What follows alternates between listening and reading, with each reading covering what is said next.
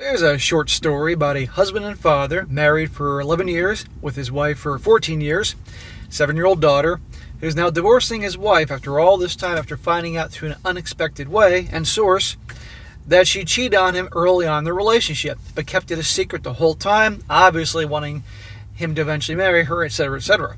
He's kicking her to the curb. And to no surprise, she's completely dismissive of her cheating back then, like it's no big deal.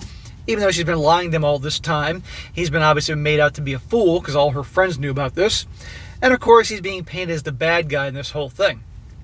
That'll be a very good one to go over here, guys, once again, to show you got to spend a lot of time getting to know your girl, digging for red flags and all that, and once a cheater, always a cheater, and especially if the cheater is dismissive of the cheating way back in the day, that tells you everything you need to know.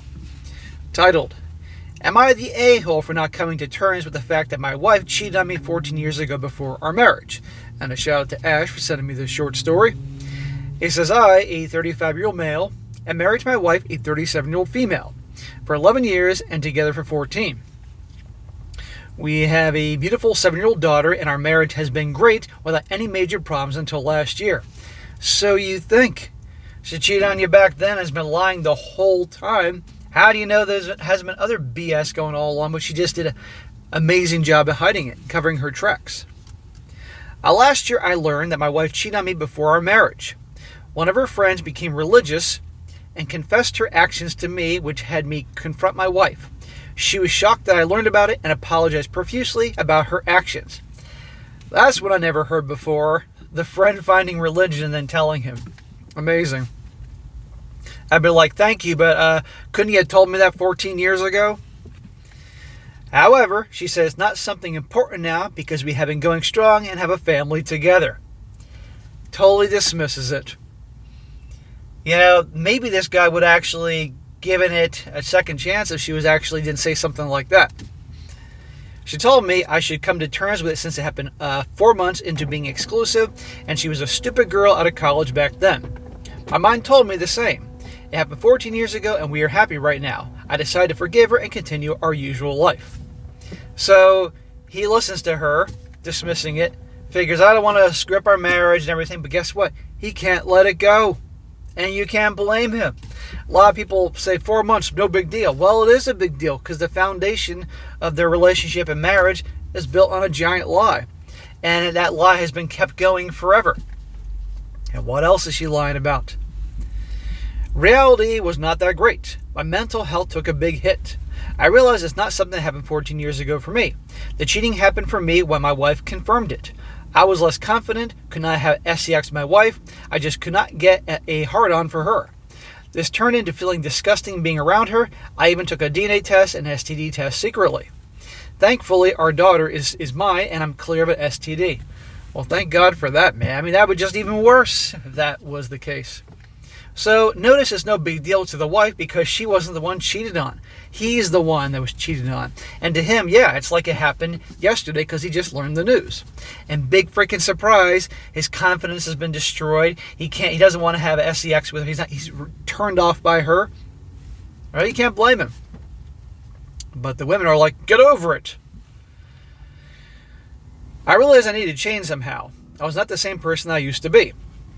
I also communicated my feelings to my wife. After pushing a bit, we started going to couples counseling as well. However, at the end of everything, I decided to proceed with divorce. Here are my reasonings. He says, number one, I kid you not, it's been silent as a tomb, and here comes the sirens again. Yeah, go ahead. Number one, she not only cheated back then, but lied to me for 14 years. She did not confess the action herself. Even though she apologized, she dismissed the fact by saying it's not important anymore. Right. Your feelings don't matter. I guarantee if you did something that in her view was just as awful back in the day, she'd have a problem with that 14 years later. 2. Young me was robbed of having a choice. Cheating was, and still is, one of the biggest deal breakers for me. If I knew back then, I would have broken it off. I'm happy with my life, and I'm glad that our daughter came to this world. She is a light that shines brightest for me. One of the biggest reasons I keep living, but I still was robbed of choice back then. Yeah. And interesting, he says cheating is like a massive big deal for him, and I agree. But I'm glad this guy can see the silver lining. Okay, I got my daughter out of this, and she is my daughter, and she's the light of my life. So, okay, some silver lining here, but it's time to kick her caboose to the curb. 3. Individual counseling and marriage counseling could not solve our problems and my feelings towards her. It also started affecting family life, which could affect our daughter. I think our daughter would be better off having us as co-parents instead of living in a broken family environment where consistent arguments are present. So after this whole thing, there's constant tension and problems and fighting and all that. She's probably telling him to get over it. The heartless harpy that she is.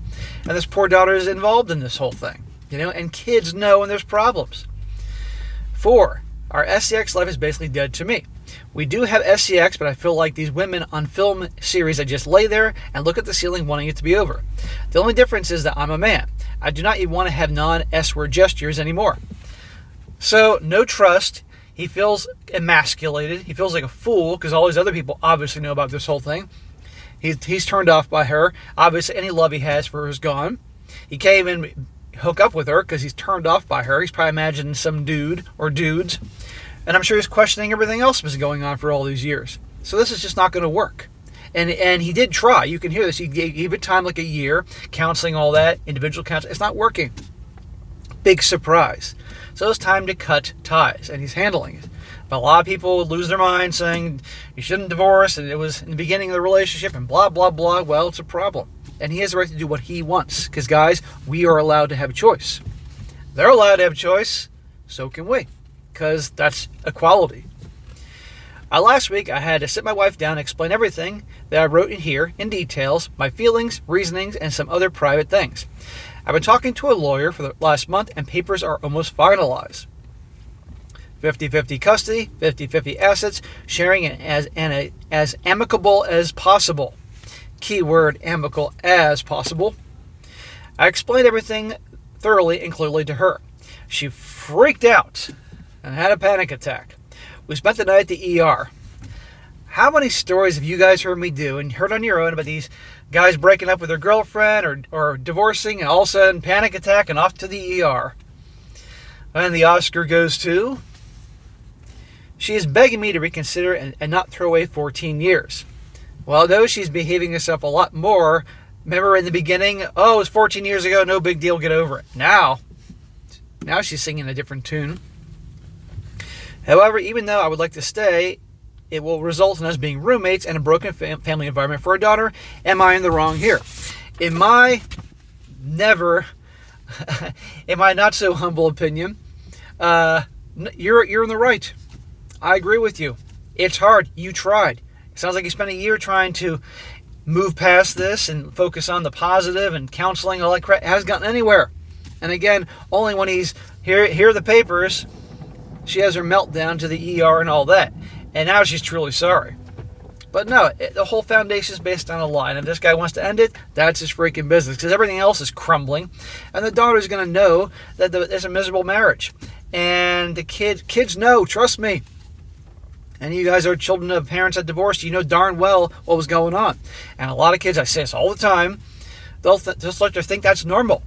And that this girl may end up in a relationship just like that one day down the road. She could become like her mother, or just think this is just normal. You get the point? And so I just think it's best to part ways. And let me tell you guys, the comment section is overwhelmingly full of people supporting this. Some people are 4 months to get over it, but most people are on this guy's side.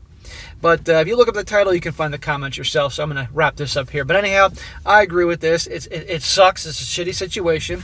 But it goes to show you got to be honest with each other in the beginning of the relationship. And if there's lying going on in the beginning, Lord knows what other lying and naughty activities, if you will, from the wife has been going on the entire marriage. There you go.